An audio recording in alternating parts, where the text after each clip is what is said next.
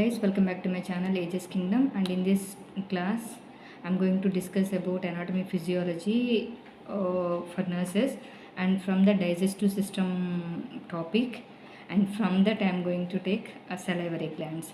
I think when we are discussing one by one from the oral cavity, we discussed about teeth, tongue and all.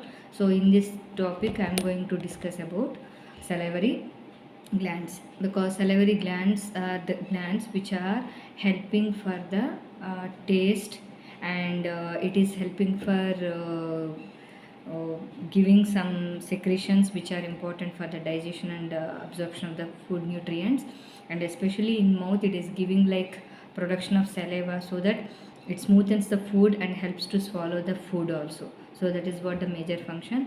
And so when we speak about salivary glands, these are the compound tubulo-acinar exocrine glands and found in oral cavity that secretes complex fluid known as a saliva. And it is a exocrine gland secretions. So classification of salivary glands are completely based on size and type of secretory cells. So if you see salivary glands based on the size, major salivary glands and minor salivary glands are there.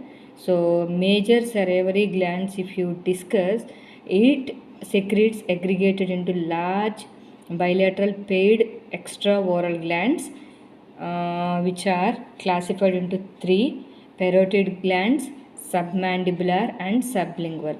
Parotid, then submandibular and sublingual. Sublingual means below the tongue, submandibular means below that mandible bone backside you can see, and parotid glands. So the three glands are major glands, we will call it as, and minor salivary glands are like lingual, buccal, labial, or palatal glands or glossopalatal glands. So these are the different glands are called as a minor salivary.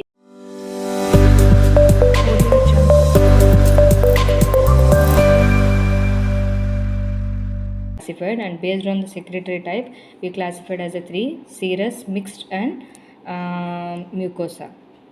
So when you see for nursing level, this is not that much so important.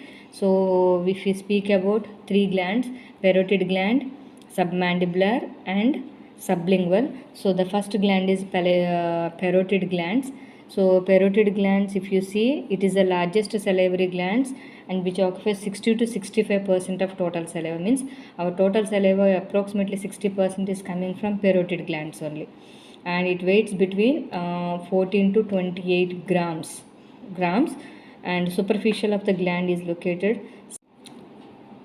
Then what is the blood supply of the salivary glands? Its salivary glands will be supplied by the sublingual and submental arteries. Lymphatic drainage is from submental lymph nodes.